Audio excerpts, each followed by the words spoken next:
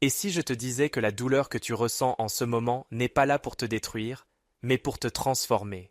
Peu importe combien tu essaies de la fuir, elle reviendra, parce qu'elle a un message à te transmettre. Et tant que tu n'auras pas appris cette leçon, cette douleur persistera. Les plus grands de ce monde, ceux qui ont réussi au-delà de toute attente, ils ont tous un point commun. Ils ont compris que la douleur est une alliée, pas une ennemie. Dans les prochaines minutes, je vais te montrer comment, toi aussi, tu peux transformer ta douleur en une force incroyable.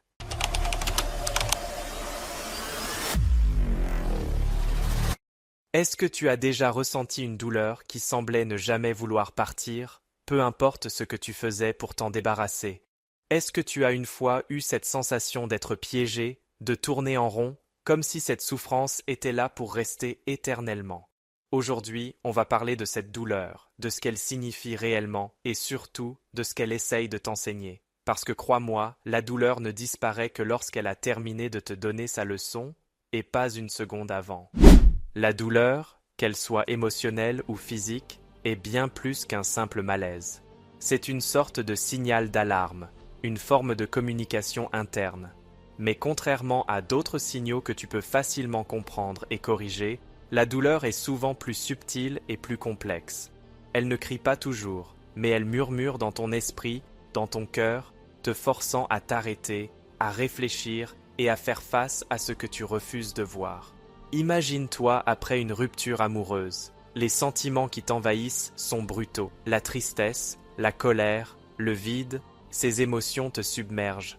Mais elles ne sont pas là pour te punir, ni pour te faire souffrir inutilement. Elles sont là pour te faire comprendre quelque chose de fondamental sur toi-même et sur ta relation. Peut-être que la tristesse te pousse à regarder en arrière, à te demander si tu as vraiment été authentique dans cette relation. Est-ce que tu t'es perdu en chemin ? Est-ce que tu as renoncé à une partie de toi pour essayer de correspondre aux attentes de l'autre?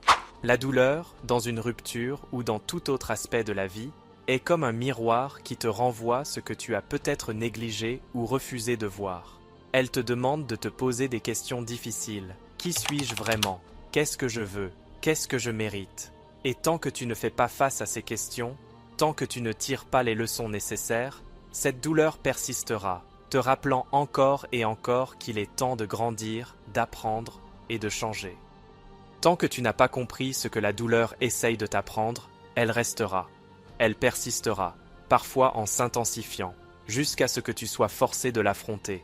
C'est un peu comme si tu étais bloqué dans un même scénario, rejouant sans cesse la même scène jusqu'à ce que tu en comprennes le sens.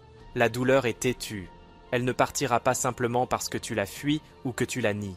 En réalité, plus tu tentes de l'éviter, plus elle semble omniprésente. Pense à un échec lors d'un examen.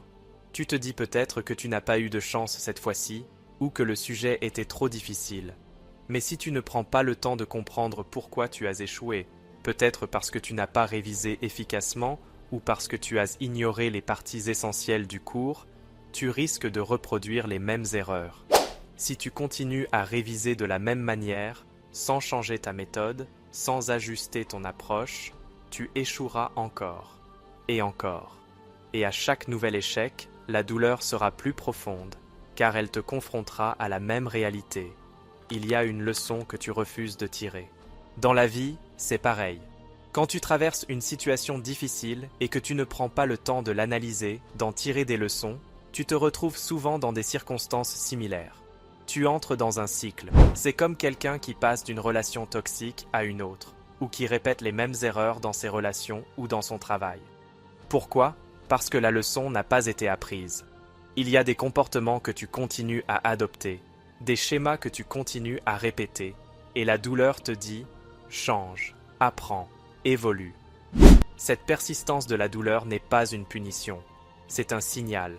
La douleur est une balise qui te guide, qui te montre que quelque chose dans ton approche doit être ajusté.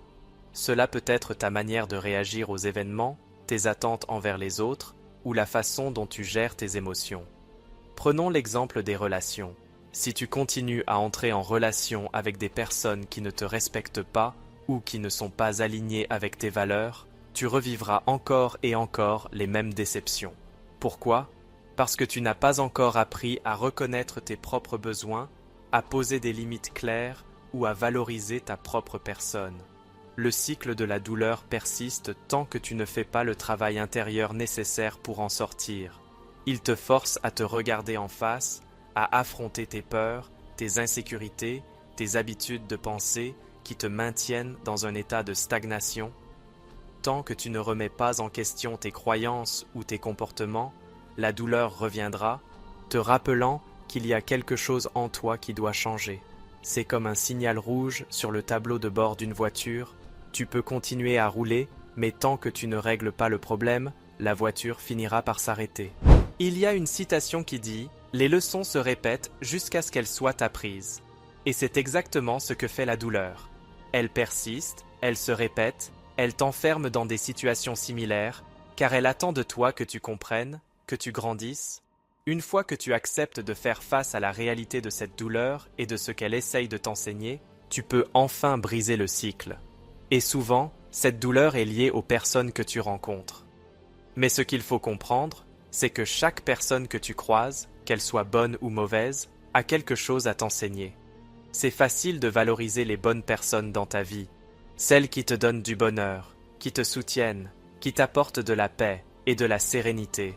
Elles t'offrent un environnement propice à ta croissance, elles enrichissent ton quotidien et te rappellent que tu mérites le meilleur. Ces personnes sont comme des lumières dans ta vie, éclairant ton chemin et te rappelant ce que la bienveillance et l'amour peuvent t'apporter. Mais il ne faut pas sous-estimer l'importance des mauvaises personnes que tu rencontres. Elles n'enrichissent pas ta vie de la même manière. Elles te blessent, elles te déçoivent, parfois elles te trahissent. Elles te font douter de toi-même, de tes capacités, de ta valeur. Ce sont ces personnes qui provoquent en toi une douleur intense et qui, au moment où tu es blessé, te semblent être un obstacle à ta paix. Mais regarde bien, ces personnes t'enseignent des leçons que tu n'oublieras jamais. Prenons l'exemple d'une amitié ou d'une relation amoureuse toxique. Au début, tu te sens peut-être pris au piège, impuissant, incapable de te libérer de cette emprise. Mais avec le temps, tu te rends compte que cette personne te pousse à revoir tes limites. Elle te force à te poser des questions essentielles. Qu'est-ce que je suis prêt à accepter dans ma vie? Qu'est-ce que je mérite vraiment? Elle te montre ce que tu tolères et ce que tu ne devrais plus tolérer. Et même si cette expérience est douloureuse, elle te pousse à te redéfinir, à prendre conscience de ta valeur et à t'affirmer. Les mauvaises personnes sont souvent des miroirs qui te renvoient l'image de tes propres insécurités. Elles te font réaliser les parties de toi que tu devrais renforcer. Par exemple, si tu tombes toujours sur des personnes manipulatrices, cela peut t'apprendre à renforcer ta vigilance, à écouter ton instinct, à ne plus donner ta confiance aussi facilement. Si tu es constamment déçu par des personnes qui ne respectent pas tes besoins, cela te pousse à réévaluer la manière dont tu exprimes tes attentes et à ne plus te taire face à l'injustice. Ces expériences douloureuses sont nécessaires à ta croissance. Parfois, les leçons les plus puissantes viennent des moments où tu te sens trahi, blessé ou abandonné. C'est dans ces instants de vulnérabilité que tu apprends à te connaître véritablement. Ces mauvaises personnes te poussent hors de ta zone de confort. Elles te forcent à grandir plus vite, à te battre pour toi-même, à devenir plus résilient. En fin de compte, chacune de ces rencontres, qu'elles soient heureuses ou douloureuses, t'enseigne une chose essentielle. Tu apprends toujours. Parfois, tu apprends ce que l'amour véritable peut t'apporter. Parfois, tu apprends jusqu'où tu es prêt à aller pour te protéger. Dans tous les cas, tu en ressors plus conscient, plus mature et plus fort. Regarde les grands de ce monde, ceux qui ont vraiment réussi dans la vie. Crois-tu qu'ils n'ont jamais connu la douleur? Bien sûr que si.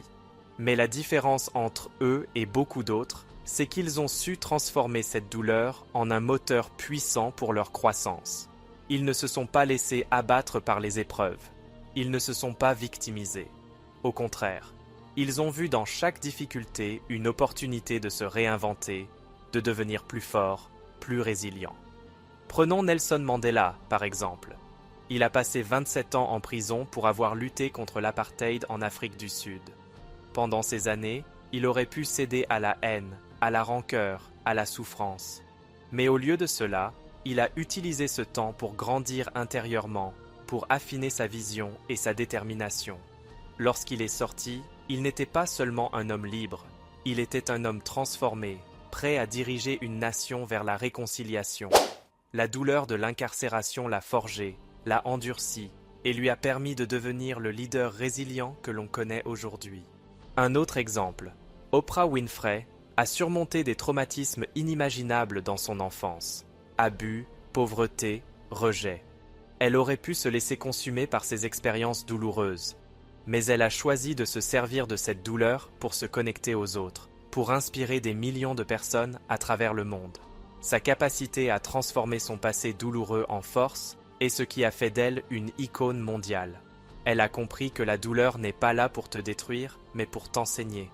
Si tu l'écoutes, si tu la comprends, elle devient un levier pour atteindre des sommets que tu n'aurais jamais imaginés.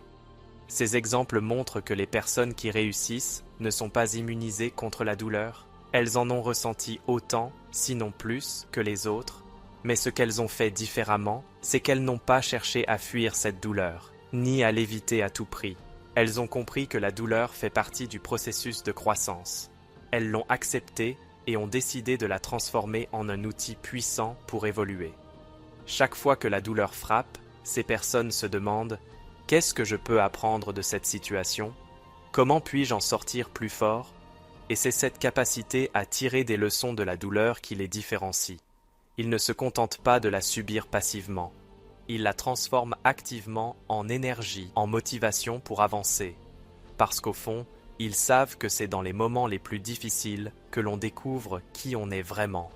Ce n'est pas dans les périodes de confort que l'on se forge, mais dans l'adversité, dans ces moments où l'on est testé, poussé à ses limites. Donc, la prochaine fois que tu fais face à une douleur, qu'elle soit émotionnelle, physique ou professionnelle, souviens-toi que cette douleur ne doit pas être ton ennemi. Elle est là pour te guider, pour te forcer à grandir. Ce que tu en fais dépend entièrement de toi. Tu peux choisir de la fuir, de l'ignorer, ou tu peux faire comme les grands de ce monde, l'embrasser, apprendre d'elle, et l'utiliser pour devenir une meilleure version de toi-même. Parce que la douleur, si tu l'écoutes et que tu en tires les leçons, peut être l'une des plus grandes forces de transformation dans ta vie.